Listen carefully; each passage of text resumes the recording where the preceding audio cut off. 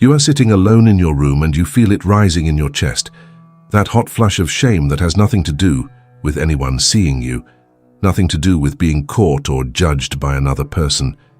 You have just witnessed yourself, really witnessed yourself in the middle of an impulse you have enacted 1,000 times before. Maybe it was the automatic reach for your phone to check who liked your post, the compulsive need to correct someone in conversation, the quiet way you positioned yourself to receive praise, the small cruelty towards someone who triggered your insecurity. But this time, for reasons you cannot fully explain, you saw it. You saw yourself doing it. And the shame that followed was not the shame of social exposure, but something far more unsettling. It was the shame of confronting the machinery of your own behavior. The realization that you have been operating on autopilot, driven by impulses you never examined, enacting patterns you never questioned. You have been thoughtless, and now suddenly you are thinking. And thinking, you discover, is its own kind of suffering. This moment, this confrontation with your own impulses, is one of the most profound and painful experiences of human consciousness. It is the moment when the examined life actually begins, not as a philosophical abstraction, but as a visceral encounter with who you have been when you were not paying attention. Hannah Arendt spent much of her philosophical career exploring what happens when human beings fail to think, when they act from unexamined impulses and inherited patterns rather than from conscious deliberation. She coined the phrase "the banality of evil" to describe how ordinary people could commit atrocities not out of malice but out of thoughtlessness, out of a failure to engage in the internal dialogue that constitutes genuine thinking. But what she also understood, though she wrote about it less directly, is the profound discomfort that arises when that thoughtlessness ends, when consciousness suddenly illuminates the mechanisms that have been running your life. The shame you feel is not simply guilt over a particular action. It is the deeper recognition that you have been absent from your own life, that impulses have been making your decisions, that you have been, in a very real sense, not fully present in your own existence. Let me be clear about what I mean by impulse. I'm not talking about the occasional reactive moment or the simple biological drives for food or rest. I am talking about the complex, socially conditioned, psychologically embedded patterns of behavior that arise automatically in response to certain triggers and that we enact without reflection. The impulse to dominate a conversation when you feel insecure about your intelligence. The impulse to withdraw affection when someone fails to meet your expectations. The impulse to diminish others to elevate yourself. The impulse to seek validation, to avoid discomfort, to protect your self-image at all costs. These impulses feel like you, they feel like your authentic responses, but they are actually inherited scripts, conditioned reflexes, defensive strategies that formed long ago and have been running your behavior ever since. When you begin to see them, when consciousness finally turns its attention toward the machinery of your own inner life, what you discover is that much of what you thought was you is actually a collection of automatic responses, and this discovery is profoundly destabilizing. Arendt describes thinking as an internal dialogue, a conversation between me and myself. This is not metaphorical. When you genuinely think, you split into two. There is the part of you that acts, that has impulses, that moves through the world, and there is the part of you that observes, that questions, that holds your actions up for examination. These two parts must face each other. They must speak. And this internal dialogue is where moral consciousness actually lives, not in following rules or obeying external authorities, but in the capacity to witness yourself and question what you see. The problem, the terrible problem, is that this dialogue often reveals things you would rather not know. It reveals that you have been cruel when you thought you were just honest. It reveals that you have been manipulative when you thought you were strategic. It reveals impulses that, when examined, fill you with shame because they expose the gap between who you believe yourself to be and who you actually are in your automatic behaviors. The shame that arises when you confront your own impulses is different from the shame of social judgment. Social shame is about being seen by others in a diminished state, about losing face, about the threat to your public identity. But the shame of self-confrontation is about being seen by yourself, about losing the illusion of who you thought you were, about discovering that you have been acting from motives you do not respect. This is why it cuts so deep. You cannot escape it by changing your behavior in public or managing your image more carefully, because the witness is internal. You have seen yourself. You know what you have been doing, and you cannot unknow it. This is the burden of consciousness. Once you see the pattern, once you witness the impulse and recognize it for what it is, you lose the comfort of unconsciousness. You can no longer simply act. You must now choose. And choice, genuine choice, requires that you face the parts of yourself you have been avoiding. What makes this confrontation particularly difficult is that we live in a culture that encourages unconsciousness, that rewards the smooth operation of social performance without the disruption of self-examination. You are supposed to know what you want and go after it. You are supposed to advocate for yourself, to pursue your goals, to optimize your outcomes. The question of whether your wants are worth wanting, whether your goals are worth pursuing, whether your impulses are leading you toward anything meaningful, these questions are rarely asked because they slow you down. They introduce doubt. They make you hesitant when the culture values confidence and decisiveness. But without these questions, without the internal dialogue that examines your own motivations and impulses, you become what Arendt would call thoughtless. You become someone who acts but does not think, who moves through the world guided by patterns and conditioning rather than by conscious deliberation. And the danger of thoughtlessness is not just that you might do harm, though you might, but that you live your entire life without ever really showing up, without ever asking whether the impulses driving you are actually yours, or whether you are simply enacting scripts written by your conditioning, your culture, your unexamined past. If this resonates with what you have been experiencing, if you have started to see your own patterns and feel that uncomfortable shame of recognition, consider subscribing. I explore these territories every week, and I would be honored to have you along for the journey. The moment you begin to think, to genuinely engage in that internal dialogue Arendt describes, you realize something unsettling about impulses. They do not feel like choices. They feel like you. When the impulse to defend yourself arises, it does not announce itself as a conditioned pattern formed in childhood when you learned that vulnerability led to pain. It feels like a natural response to a threat. When the impulse to seek validation arises, it does not present itself as a learned behavior from years of conditional love. It feels like a genuine desire for connection. The impulses are so deeply embedded, so thoroughly integrated into your sense of self, that distinguishing between what you authentically want and what your conditioning has trained you to want becomes almost impossible without this internal confrontation. And when you finally do see the difference, when you catch yourself in the middle of an automatic pattern and recognize it as automatic rather than chosen, the shame comes from realizing how much of your life has been spent enacting someone else's script. How much of what you thought was your authentic self was actually a collection of defensive strategies and conditioned responses. I know many of you watching this have never told anyone about this shame, about what it feels like to catch yourself being less than you want to be, acting from impulses you do not respect. You have been carrying this alone, maybe thinking something is fundamentally wrong with you, that you are uniquely flawed or broken. But here is what I want you to understand. The moment you acknowledge this, the moment you name it, even just in a comment, something shifts. You stop being alone with it. So let me ask you directly, when did you first start noticing your own patterns? When did you first feel that shame of watching yourself do something you could not respect? I want you to share in the comments, not because I need engagement, but because someone else watching this needs to see your words.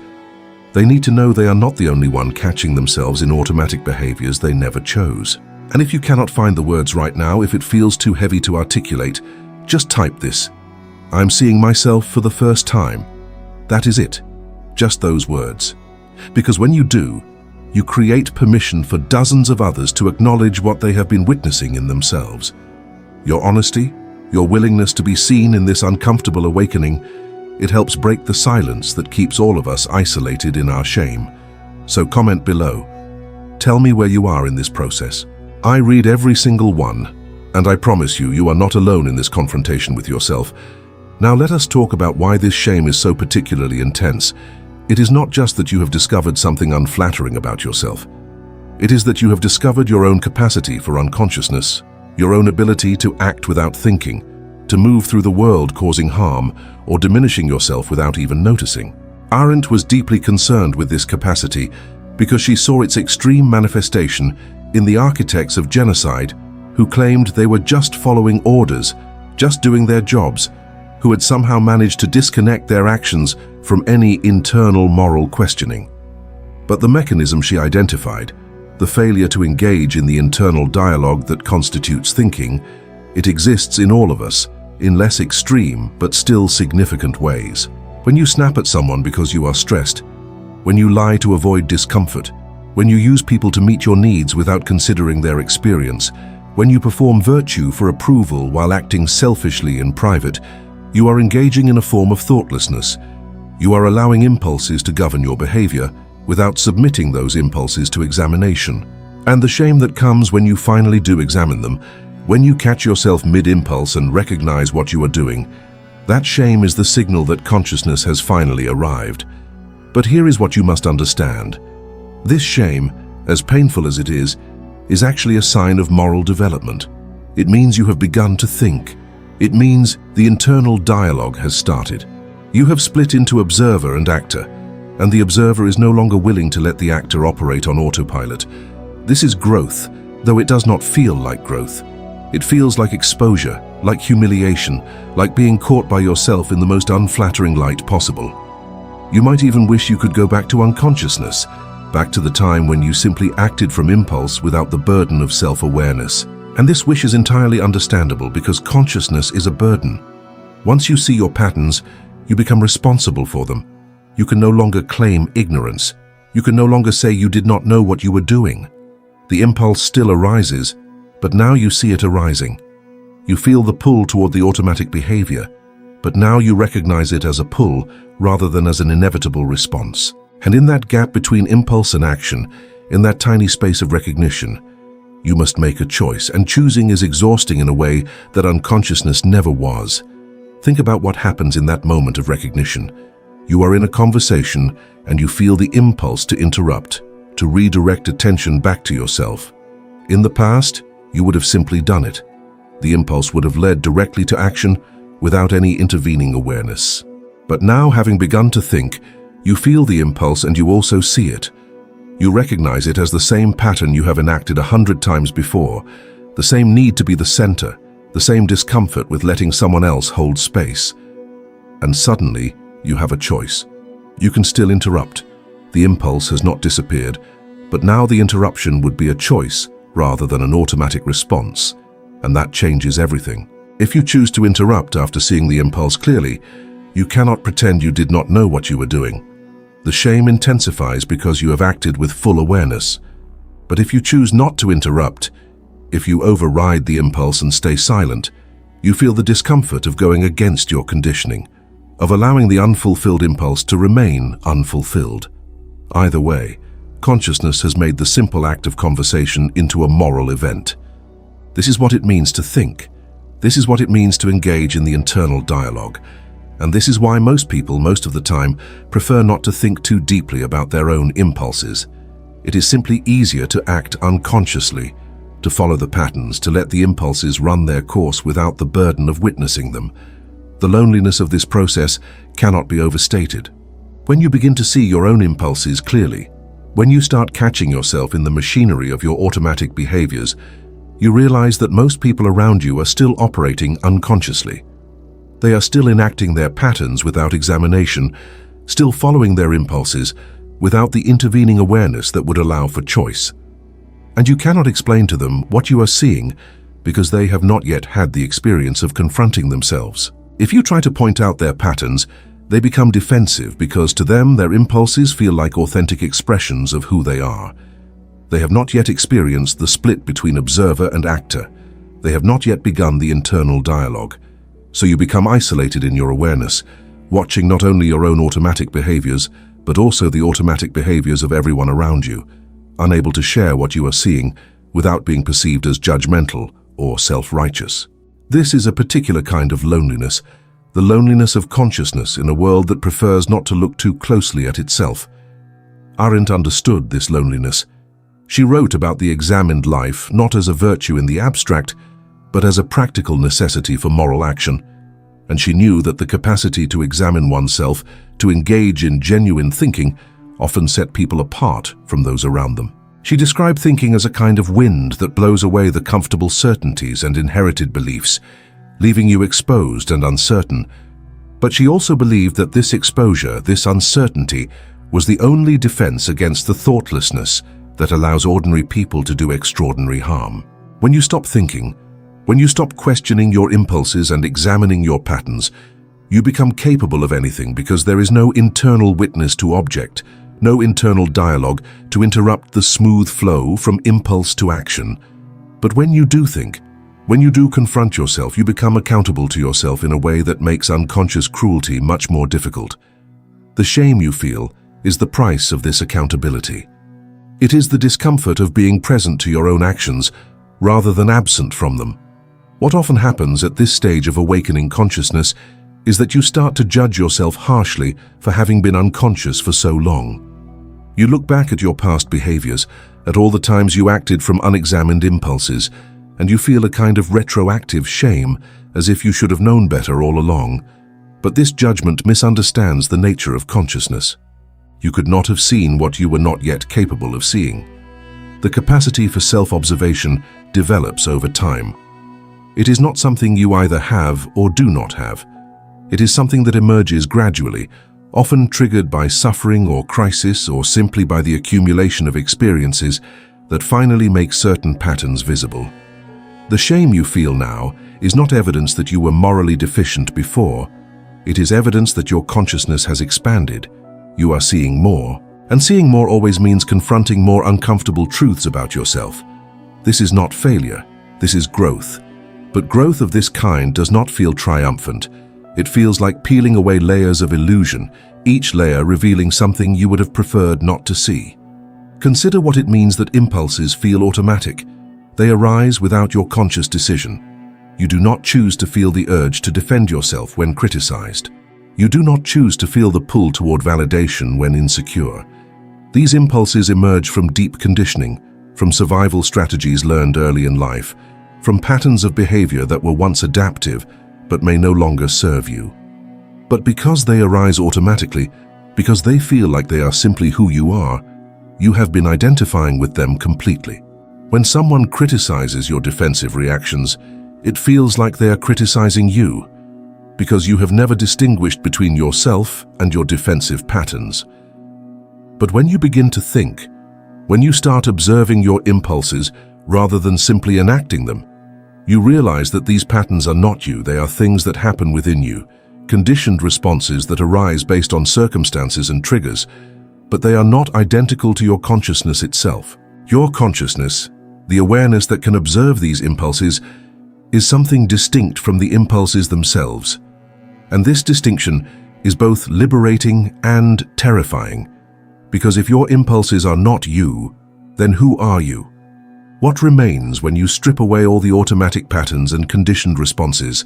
This question, this confrontation with the mystery of your own consciousness, is what the examined life eventually leads to. But before you get there, you must first go through the shame of seeing all the ways you have been operating on autopilot. The question then becomes, what do you do with this shame? How do you live once you have started seeing your impulses clearly? The answer is not to eliminate impulses, which is impossible, nor to achieve some state of perfect conscious control, which is an illusion. The answer is to maintain the internal dialogue, to keep thinking, to continue the conversation between the part of you that acts and the part of you that observes. This does not mean constant self-monitoring or obsessive self-criticism. It means staying present to your own experience, checking in with yourself regularly, asking whether your actions align with your values, whether your impulses are leading you where you actually want to go. It means being willing to feel the discomfort of the gap between impulse and action, being willing to pause, to question, to choose differently, even when the automatic pattern is pulling you in another direction. Over time, this practice does not eliminate shame, but it changes your relationship to it. The shame becomes less about moral failure and more about recognition, a signal that alerts you when you have slipped back into unconsciousness when you have stopped thinking and started simply reacting, it becomes a tool rather than a punishment, a guide that helps you stay present rather than a judgment that makes you feel defective. If what I am describing resonates with something you have been experiencing, if you have started this difficult process of confronting your own impulses and feeling the shame that comes with truly seeing yourself, then I want you to know something important. You are not alone in this. There are many of us who have begun this internal dialogue, who are learning to think about our own thinking, who are discovering the gap between who we have been automatically and who we might choose to become consciously. I create these videos for people like you, people who are not satisfied with unconsciousness, who want to understand themselves at a deeper level, even when that understanding is uncomfortable. This is not entertainment. This is serious philosophical work applied to your actual lived experience. If you are ready to continue this exploration, if you want to keep examining these questions with rigor and honesty, consider subscribing. Not because you need another channel, but because this journey of becoming conscious of learning to think, it helps to have companions who understand what you are going through, people who will not offer you easy comfort, but will sit with you in the difficult questions. I will be here every week with another exploration, another perspective, another aspect of consciousness to examine together. So if this feels right, if this is the kind of community you have been looking for, hit that subscribe button. And if this particular exploration has landed for you, let me know in the comments what part resonated most. Your reflections help me understand what we need to explore next. This is a conversation, not a lecture, and your voice matters in shaping where we go. Now let us return to that original moment, the moment when you first felt the shame of confronting your own impulses. You were alone in your room and you saw yourself doing something you have done countless times before, but this time you really saw it. And the shame that arose was not the shame of being caught by someone else, but the shame of catching yourself, of recognizing that you have been absent from your own life, operating from patterns rather than from conscious choice.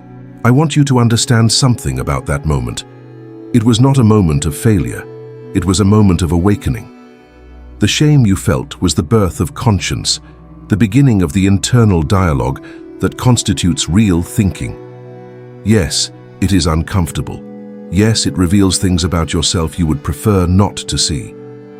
But it is also the only path toward authentic moral development, toward becoming someone who acts with intention rather than simply reacting from conditioning.